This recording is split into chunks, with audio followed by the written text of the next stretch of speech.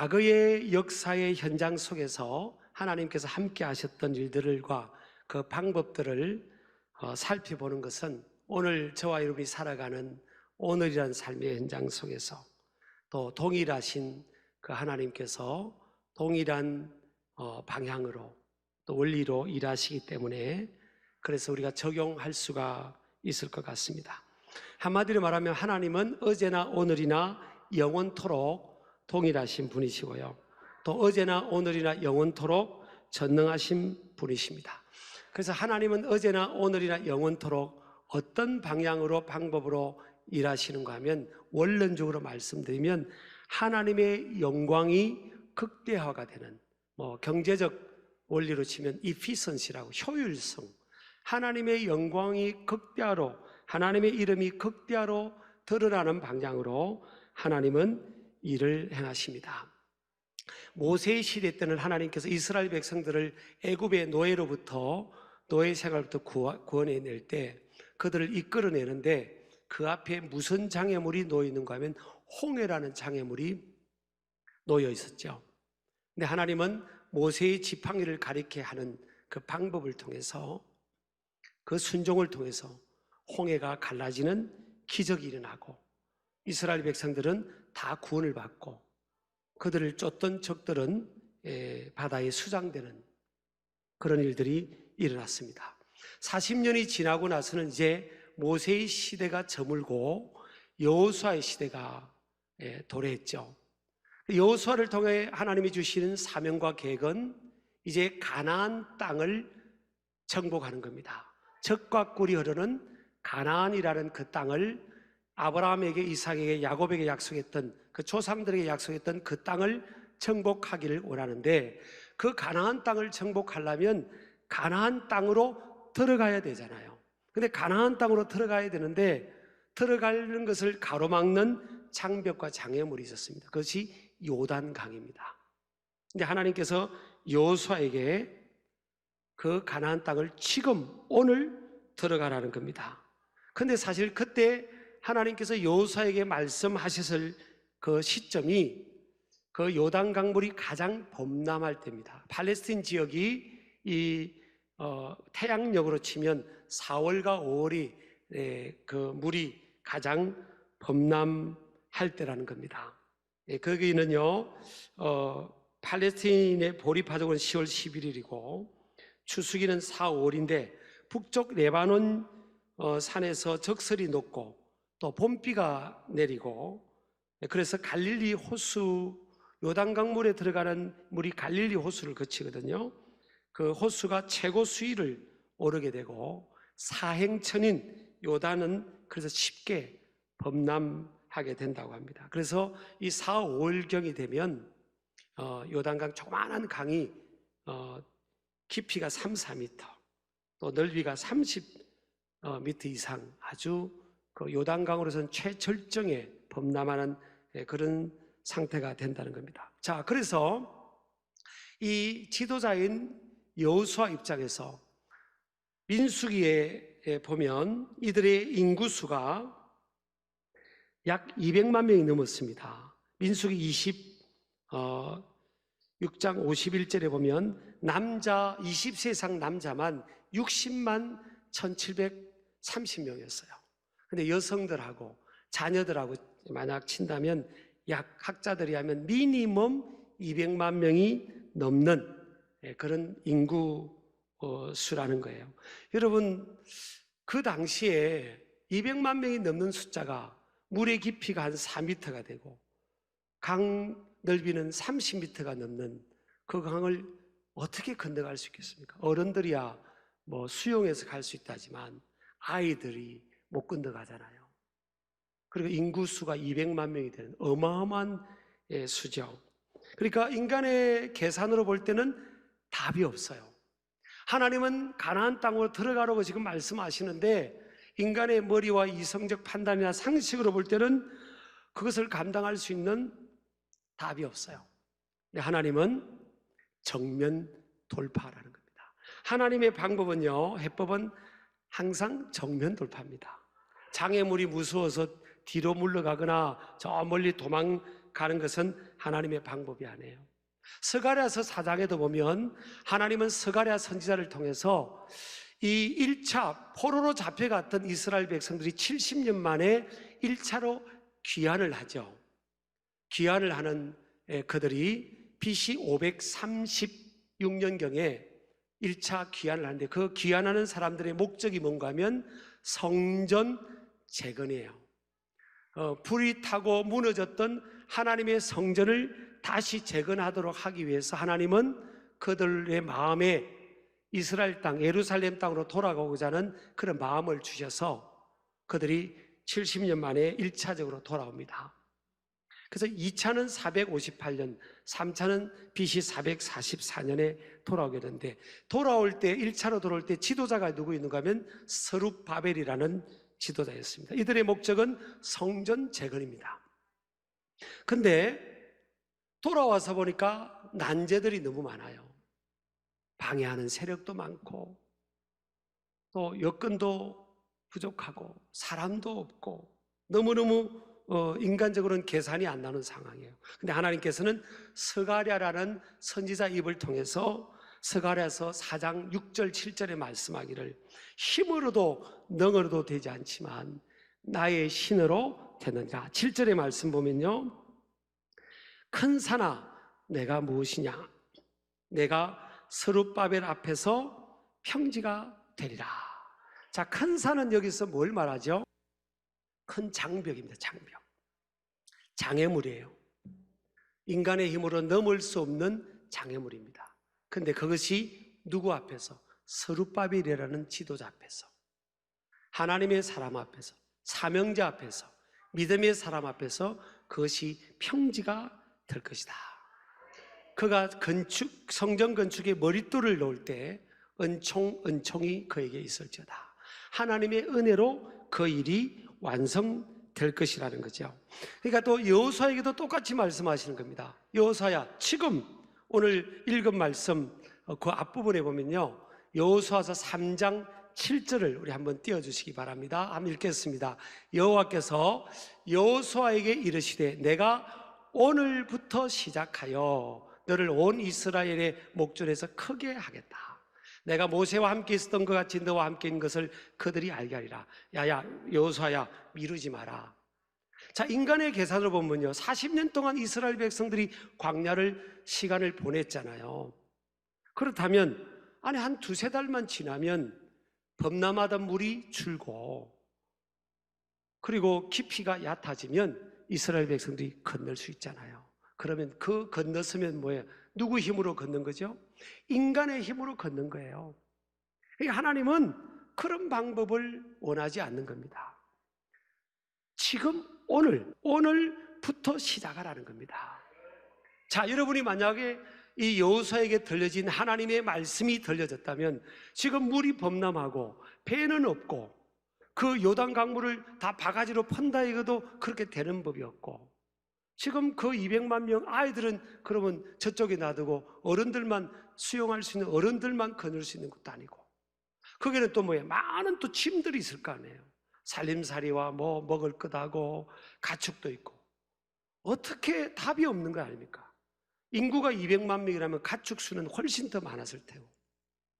근데 하나님은 뭐예요? 오늘부터 시작하라는 겁니다.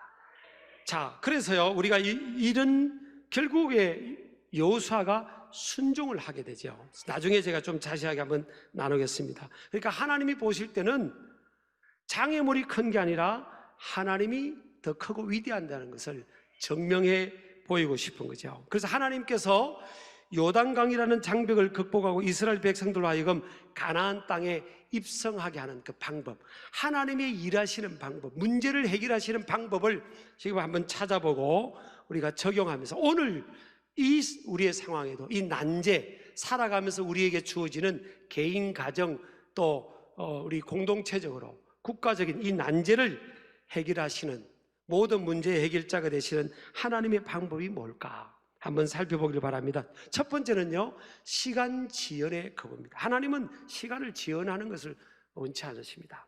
그래서 하나님은 여호수아라 하여금 여호수아야 좀 기다렸다 가라. 기다렸다가 가면 강의 상황이 괜찮을 거다. 그렇게 말씀하지 않으셨어요. 그래서 오늘이라는 이 단어 표현이요, 하나님께서 말씀하실 때 굉장히 많이 언급합니다. 근데 제가 세 군데만 찾는데요, 엄청 많습니다. 말씀을 말씀할 때 오늘이라는 말씀이 많아요. 세 군데만, 신명기 8장 1절을 보시기 바랍니다. 신명기 8장, 내가 오늘 명하는 모든 명령을 너는 지켜라. 오늘, 말씀은요 오늘입니다. 비록 기록된 말씀이든 과거에 선포된 말씀일지라도 항상 말씀은 현재형, 오늘 나에게, 저와 여러분에게 주신 말씀이라는 겁니다. 11절 보세요. 내가 오늘 내게 명하는 여호와의 명령과 법도와 규례를 지키지 아니하고 내 하나님 여호와를 잊어버리지 않도록 삼갈지어다. 18절을 봅니다. 내 하나님 여호와를 기억하라. 그가 내게 재물 얻을 능력을 주셨습니다. 이같이 하시면 내 조상들에게 맹세하신 언약을 오늘과 같이 이루려 하십니다.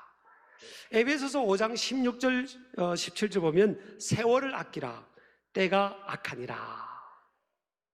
그리고 17절 보면 그러므로 어리석은 자가 되지 말고 오직 주의 뜻이 무엇인가 이해하라. 여기서 세월을 아끼란 말씀이 뭔가 하면 take advantage of your opportunity that God gave you. 하나님이 너에게 주신 기회를 선용하라. 이게 시제가요, 그 의미가, 세월이라는 의미가 시간 개념인데, 시간 개념에서 헬라어로 카이로스라는 시간 개념이에요. 시간 개념에는 헬라어로 두 가지 개념이 있습니다. 크로노스라는 개념이 있고 카이로스라는 개념인데, 크로노스는 그냥 일상에 물이 흘러가는 것처럼 우리 삶 속에 흘러가는 시간을 말해요. 근데 카이로스는 뭐예요?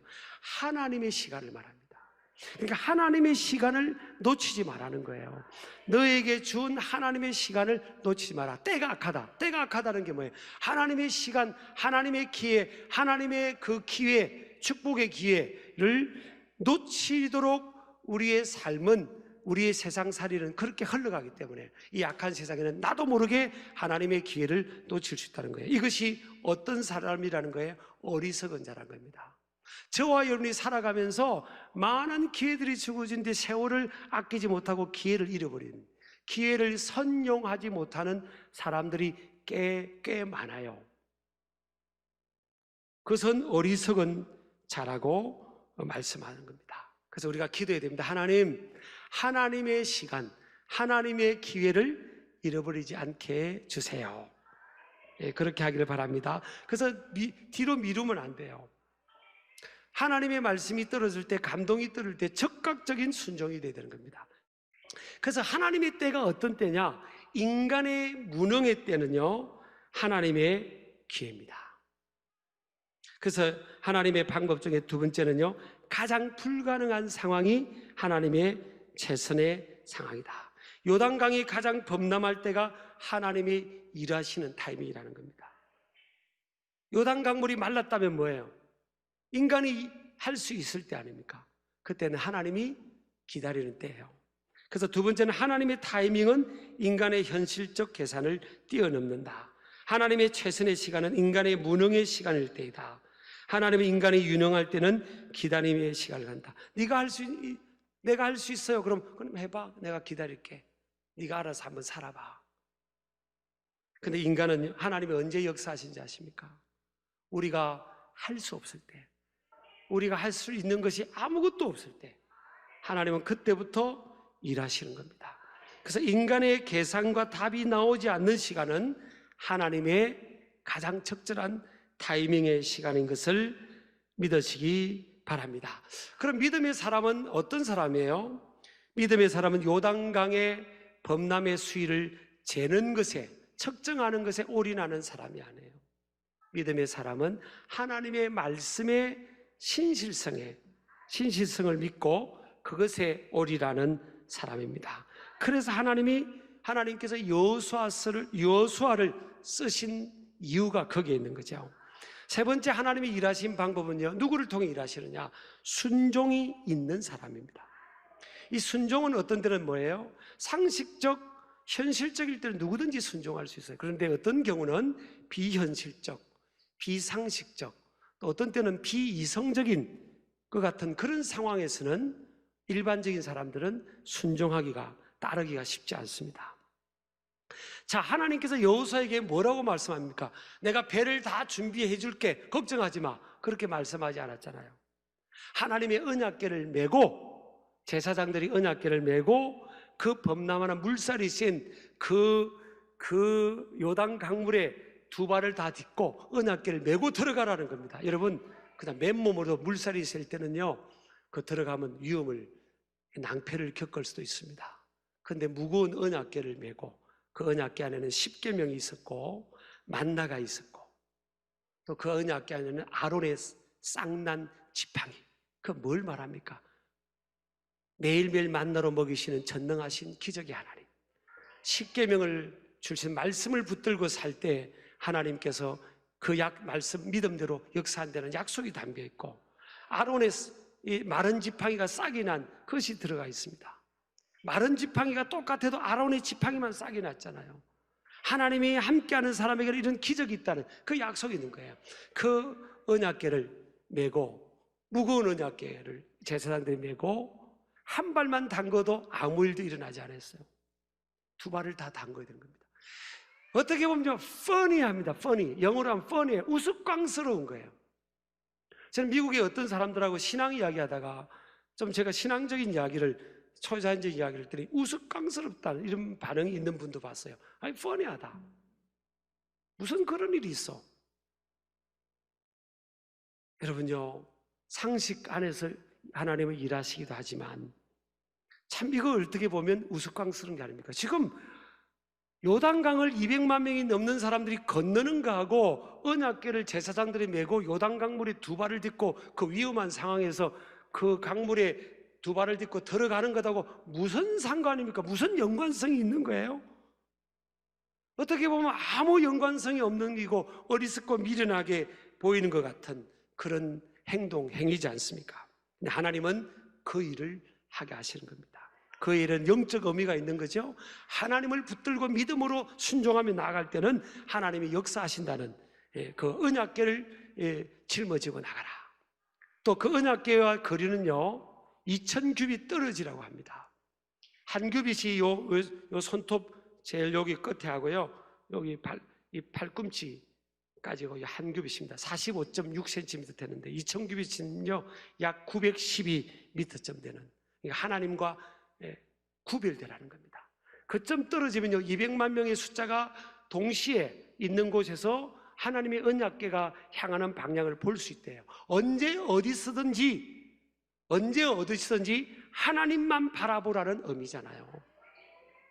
자, 그랬을 때 하나님께서는 놀라운 일이 난 걸 여러분 아시지 않습니까? 언약궤를 메고 제사장들이 한 발을 디딜 때는 아무 일이 일어나지 않았습니다. 두 발을 다 딛고 딱 강물에 딱 들어갔을 때 그 강물이 쫙 쌓이고 갈라졌습니다. 기적이 일어났잖아요. 자, 그러니까 이 믿음이라는 게요, 아까 우리 여호수아를 제가 설명을 했는데, 예를 들었는데, 여호수아는 40년 전에도 신실하게 믿었어요. 하나님께서 모세를 통해서 12명의 정탐꾼을 보내면서 가나안 땅을 탐지하고 와서 보고하도록 했죠. 12명 중에 10명은 부정적인 보고를 합니다. 12명 중에 2명, 여호수아하고 갈렙만 능동적인, 긍정적인 보고를 했죠. 그래서 그 다수의 보고를 받고 그들은 이 공동체가 영향을 받아가지고 40년 동안 광야에서 헤매는 시간을 보내는 그런 상황을 거쳤죠. 그런데 40년이 지났는데 왜 하나님께서 여호수아를 지도자로 선택했을까? 여전히 40년이 지났지만 여호수아는 믿음이 변질되지 않았어요. 순수하고 순전한 믿음을 가졌습니다. 하나님께서 하라고 하니까 인간적으로는, 이성적으로는 말도 안 되는데 그 제사장들에게 시키고 이스라엘 백성들에게 그렇게 합니다. 언약궤를 메고 요단강물을 두 발을 디디십시오. 그리고 이스라엘 백성들은 2000규빗 떨어진 것에서 언약궤를 바라보면서 따라가십시오. 하나님만을 따라가라는 겁니다. 말도 안 되는 상황이에요, 인간적으로는. 근데 여호수아는 하나님의 말씀의 신실함을 40년 전이나 40년 후나 믿은 겁니다. 40년 전에 뭐라고 고백합니까? 10명의 이 보고를 한 그 리더들은 어떤 보고합니까? 저들에 비하는 우리는 메뚜기라고, 메뚜기. 저는 메뚜기 이야기하면 꼭 좀 고소하게 먹었던 그 기억이 있어가지고, 아니, 하나님의 백성들이 메뚜기라니요. 그런 보고를 합니다. 그런데 여호수아 갈렙은 정반대 보고입니다. 저들은 우리의 밥입니다. 저들은 우리의 먹입니다. 저는 이것도 고백할 때마다요, 청소년들은 피자를 좋아하니까 저들은 우리의 피자라 그럴 수 있고, 또 우리는 뭐예요? 저들은 우리의 설렁탕이다, 뭐 순대국밥이다. 밥을 먹는데 무슨 어려움이 있냐는 거예요. 하나님이 도와주시면 된다는 거 아닙니까? 그 믿음이 40년이 지났는데도 여전히 그 믿음을 유지하고 있다니까요. 그래서 저는 여러분, 누가복음 16장 10절에 보면 오늘 믿지 않으면요 내일 믿을 수 없습니다. 오늘 내게 주어진 일에 충성하지 않으면 내일 더 큰 일을 감당할 수 없어요. 그래서 누가복음 16장 10절에 보면 지극히 작은 것에 충성된 자는 큰 것에도 충성되고 지극히 작은 것에 불의한 자는 큰 것에도 불의하다. 오늘 작은 것에 충성하지 못하고 신실하지 못하면 내일 큰 것 감당할 수 없어요. 우리 어떤 경우는요, 우리가 세상 살다 보면 어떤 사람 만나잖아요. 아이고 목사님 조금만 기다려주세요. 내가 내일 이 형편이 풀리면 내일 다음에 열심히 나중에 한번 해보겠습니다. 아니, 어느 세월에요? 성경에 그렇게 하라는 게 없어요. 하나님은 그런 방법을 추구하는 사람을 쓰시지 않으세요. 하나님 지금 주어진 상황에, 내가 광야에 있던 요단강물 앞에 있던, 하나님 오늘 내게 말씀하신 대로 순종할 때 하나님은 내일도 또 그 믿음으로 쓰시는 거지요. 그래서 로마서 1장 17절 보면 믿음에서 믿음으로 이른다고 되어 있어요. 오늘 내가 믿음이 있어야 내일 믿음이 또 그 믿음으로 살아가는 거지. 오늘 내가 작은 일에 충성해야, 적은 일에 충성해야 내일 더 큰 것 맡겨주는 거지. 그거 잊지 않으시기를 축복합니다. 그래서 믿는다는 것은 하나님 말씀을 믿고 신뢰하는 것인 줄을 믿으시기 바랍니다. 하나님은 누구를 통해 역사하느냐? 순종의 사람입니다. 믿음이라는 게 뭐냐? 요한복음 3장 36절에 보면 아들을 믿는 자는 영생이 있고 아들을 순종치 아니한 자는 영생을 보지 못한다 했어요. 믿는 거하고 안 믿는 것하고 이게 아니고, 믿는 자, 순종하지 않는 자. 믿는 자는 영생, 안 믿는 자는 영생을 보지 못한다. 이게 아니고 순종하지 않는 자 그랬지 않습니까? 그러니까 그 믿음의 대상을 믿는다면 그 믿음의 대상이 한 말을, 인격을 걸고 한 그 말을 믿고 신뢰하기 때문에 그 말을 따라 순종하게 된다는 거죠. 신명기 28장 1절에 보면 제가 좋아하는 말씀인데요, 하나님 말씀을 삼가두고 내가 오늘 내게 명령하는 그 말을 지켜 행하면, 모든 명령을 지켜 행하면 하나님께서 뭐예요? 너를 세계 모든 민족에 뛰어나게 해주신다고. I'll set you on the highest place of the world 그랬습니다. 하나님께서 I'll set you, 내가 너의 이름을 세계 모든 민족 위에 뛰어나게 해주겠다. 어떻게 하면? 하나님 말씀을 듣고 그 말씀을 따라 지켜 행하면, 순종하면, 말씀에 순종하면, 언제부터? 오늘도 나오고 있잖아요. 오늘, 어저께까지 우리가 순종하지 못했다 할지라도 오늘부터 하나님 말씀 앞에 신실하면, 내일로 미루면 안 됩니다. 감동이 사라져버려요. 오늘 내게 주시는 감동, 우리의 삶의 난제는요 하나님의 손에 가지고 가야 되는 겁니다. 하나님의 손에. 국가적인 문제, 뭐 지역적, 공동체적, 개인사 문제, 하나님께 가져가야 돼요. 그리고 하나님 해결해 주세요. 내가 하나님이 하라는 대로 내가 하겠습니다. 여러분, 인간의 생각하고 하나님 생각은 달라요. 하나님이 손에서는 풀어질 줄 믿습니다. 그래서 우리가 이 어느 때보다도 저와 여러분이 딱 붙들어야 될 것은 뭐예요? 하나님의 일하시는 방법입니다. 하나님 다 해주세요. 내 힘으로 할 수 없어요. 그렇고 하나님께 맡기고 믿음으로 순종하며 딱 하나님의 언약궤인, 하나님 중심, 하나님을 딱 붙들고 믿음으로 나아갈 때 오늘날도 기적적인 요단강이 갈라지는 그런 역사가 있게 될 줄을 믿습니다.